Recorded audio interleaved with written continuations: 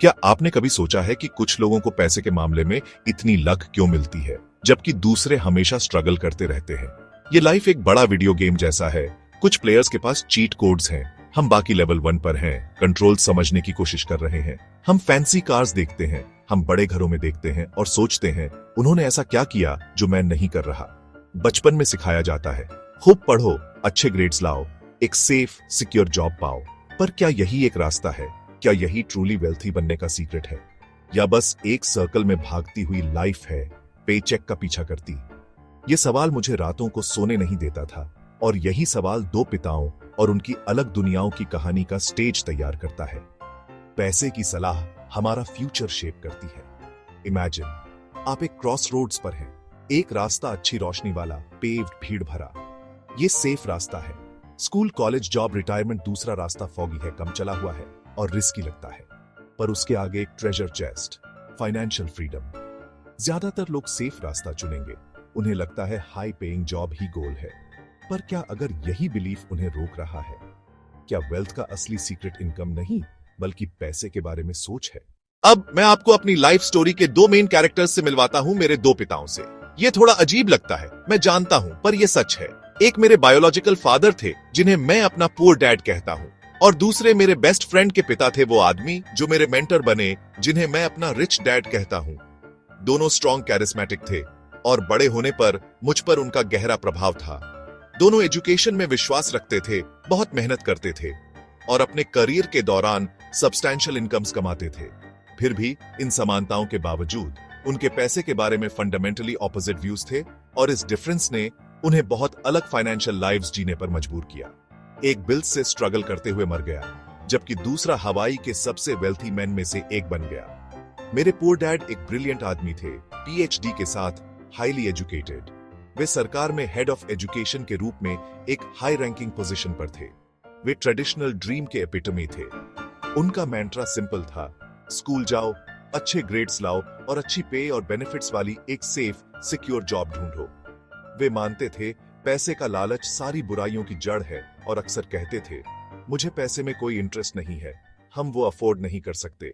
मेरी financial education classroom में शुरू नहीं हुई थी। ये मेरे रिच डैड से एक सिंपल जॉब ऑफर के साथ शुरू हुई थी, जब मैं सिर्फ 9 साल का था।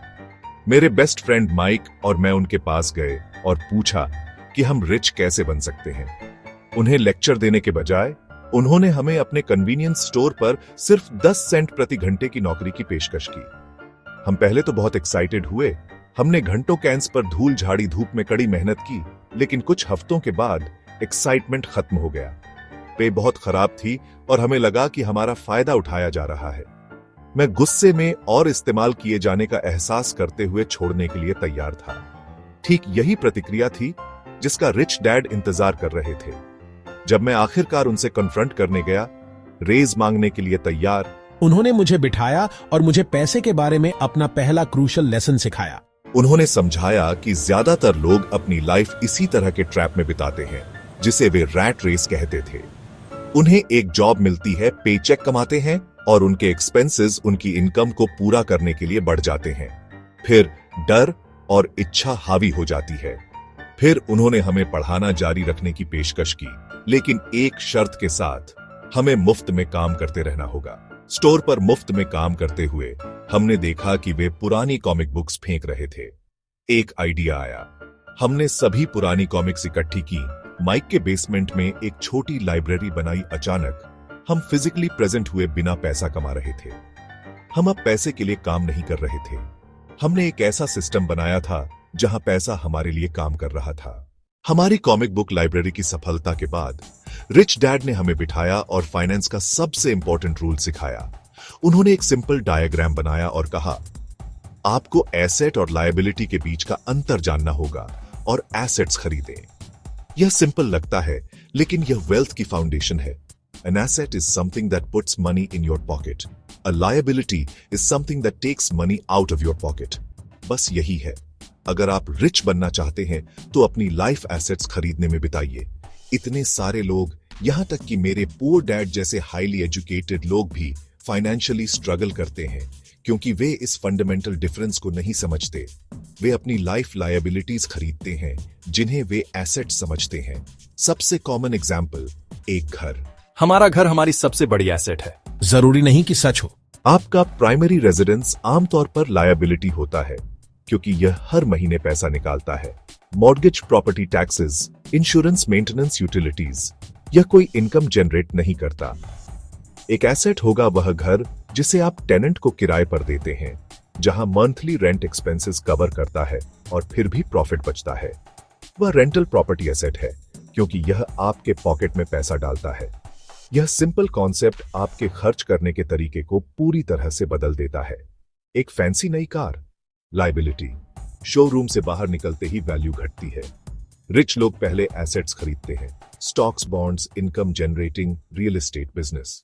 मेरे रिच डैड और मेरे पुअर डैड के बीच का डिफरेंस केवल उनके बैंक अकाउंट्स में नहीं था। यह उनकी माइंडसेट्स, उनके फियर्स और लाइफ के प्रति उनके पर्सपेक्टिव्स में गहराई से बसा हुआ था। मेरे पुअर डैड मेजॉरिटी के माइंडसेट का प्रतिनिधित्व करते हुए रिस्क से बहुत डरते थे। पैसे के इर्द गिर्द उनकी प्राइमरी ड्राइविंग इमोशन फियर थी। बिल्स न चुका पाने का डर, नौकरी से निकाले जाने का डर, पर्याप्त न होने का डर।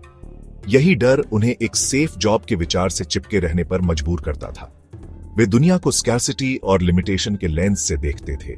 मेरे रिच डैड दूसरी ओर दुनिया को अपॉर्चुनिटी और अबंडेंस के लेंस से देखते थे। वे रेकलेस नहीं थे, लेकिन वे समझते थे कि रिस्क से पूरी तरह बचना अपने आप में सबसे बड़ा रिस्क था।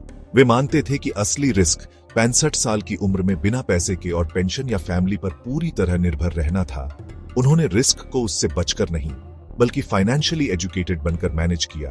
वे कहते थे, स्टॉक मार्केट रिस्की नहीं है, अनइन्फॉर्म्ड होना रिस्की है, रियल एस्टेट रिस्की नहीं है, आपको क्या करना है यह न जानना रिस्की है। उनका अप्रोच सीखना, स्टडी करना और अपने पैसे को उसमें लगाने से पहले एक इन्वेस्टमेंट को समझना था। इस माइंडसेट ने फियर को फोकस में और इग्नोरेंस को इंटेलिजेंस में बदल दिया। सोच में यह अंतर सबसे ज्यादा तब स्पष्ट होता था जब वे फेलियर को हैंडल करते थे।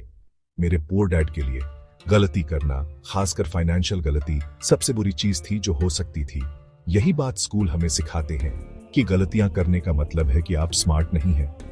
मेरे रिच डैड हालांकि फेलियर को एक लर्निंग अपॉर्चुनिटी के रूप में स्वीकार करते थे। वे जानते थे कि सभी सक्सेसफुल एंटरप्रेन्योर्स और इन्वेस्टर्स ने कभी न कभी पैसे खोए हैं।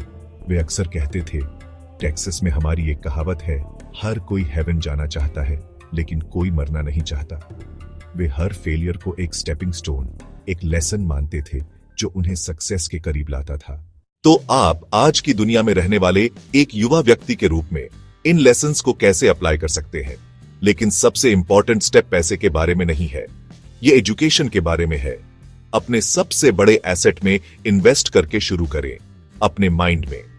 फाइनेंस पर किताबें पढ़ें, पॉडकास्ट सुने, क्रेडिबल फाइनेंशियल एजुकेटर्स के वीडियोस देखें। दूसरा प्रैक्टिकल स्टेप है अपने पैसे को ट्रैक करना शुरू करना, चाहे आपके पास कितना भी कम क्यों ना हो। एक महीने के लिए बस हर एक रुपया जो आता है और हर एक रुपया जो जाता है उसे लिख लें। वह रोज की कॉफी, वे सब्सक्रिप्शन सर्विसेज जिनका आप उपयोग नहीं करते, वे इंपल्स बाइज, ये सभी छोटे लायबिलिटीज हैं जो आपकी फाइनेंशियल पावर को ड्रेन कर रहे हैं। आप पहले खुद को भुगतान करके शुरू कर सकते हैं। यह वेल्थ बिल्डिंग का एक कोर प्रिंसिपल है। उसका एक छोटा हिस्सा लें और उसे एक एसेट अकाउंट में डाल दें। अमाउंट उतना इंपॉर्टेंट नहीं है जितनी आदत। आखिर में एक एंटरप्रेन्योर की तरह सोचना शुरू करें। छोटे स्टूडेंट्स को पढ़ाना, लोकल शॉप के लिए सोशल मीडिया मैनेज करना, ऑनलाइन बेचने के लिए कुछ बनाना, यह आपकी माइंडसेट को एक कंज्यूमर से एक प्रोड्यूसर में बदल देता है। जैसे ही हम इस कहानी को खत्म करते हैं, फाइनल लेसन शायद सबसे इंपॉर्टेंट है। आपका फाइनेंशियल फ्यूचर आपकी पेचेक से निर्धारित नहीं होता है, यह आपके पेरेंट्स से नहीं होता, यह आपके एजुकेशन लेवल से नहीं होता है, यह आपके चॉइसेस से निर्धारित होता है। आज 18 सितंबर 2025 को आप अपने क्रॉस रोड्स पर खड़े हैं, ठीक वैसे ही जैसे मैं एक छोटा लड़का था। आपने पुअर डैड की सलाह सुनी है, सेफ खेलो, रिस्क से बचो, सिक्योरिटी के लिए काम करो। और आपने रिच डैड की सलाह सुनी है, खुद को शिक्षित करो, रिस्क को मैनेज करो और एसेट्स बनाओ। आप किसकी बात सुनेंगे? आप कौन सा रास्ता चुनेंगे? फैसला लेने की शक्ति पूरी तरह से आपके हाथों में है, और जो चॉइसेस आप आज से लेना शुरू करेंगे वे उस लाइफ को शेप करेंगी जिसे आप कल जिएंगे। डर को आपको पैरालाइज न करने दें। सबसे बड़ा रिस्क कोई रिस्क न लेना है। आप युवा हैं और आपका सबसे बड़ा एडवांटेज समय है। समय आपको सीखने, गलतियां करने, ठीक होने और कंपाउंडिंग की शक्ति को आपके इन्वेस्टमेंट्स पर अपना जादू चलाने की अनुमति देता है। इस इनक्रेडिबल एडवांटेज को परफेक्ट मोमेंट का इंतजार करके बर्बाद ना करें। परफेक्ट मोमेंट अब है। फाइनेंशियल फ्रीडम की ओर यह जर्नी एक स्प्रिंट नहीं है, यह एक मैराथन है। चुनौतियां होंगी, सेटबैक्स होंगे और कई बार ऐसा लगेगा कि हार मान लें। उन्होंने हर ऑब्स्टिकल को एक लर्निंग अपॉर्चुनिटी के रूप में देखा और आगे बढ़ते रहे। खुद को नॉलेज से घेरें, मेंटर्स ढूंढें, किताबें, ऑनलाइन कंटेंट और अपनी फाइनेंशियल इंटेलिजेंस को ब्रिक बाय ब्रिक बनाना शुरू करें। आपकी माइंडसेट फाउंडेशन है, इसे मजबूत बनाएं, इसे वैल्यू बनाने और एसेट्स हासिल करने के सिद्धांतों के साथ बनाएं और आपको जो फाइनेंशियल सक्सेस चाहिए उसके पास बढ़ने के लिए एक ठोस आधार होगा। मेरे 2 डैड्स की कहानी सिर्फ पैसे के बारे में एक कहानी नहीं है, यह सोच की शक्ति और एक अलग रास्ता चुनने के साहस के बारे में एक कहानी है। पैसे का खेल आपके चारों ओर खेला जा रहा है। अब दर्शक बनना बंद करने और प्लेयर बनने का समय है। आपकी जर्नी एक कदम से शुरू होती है, इसे आज ही लें।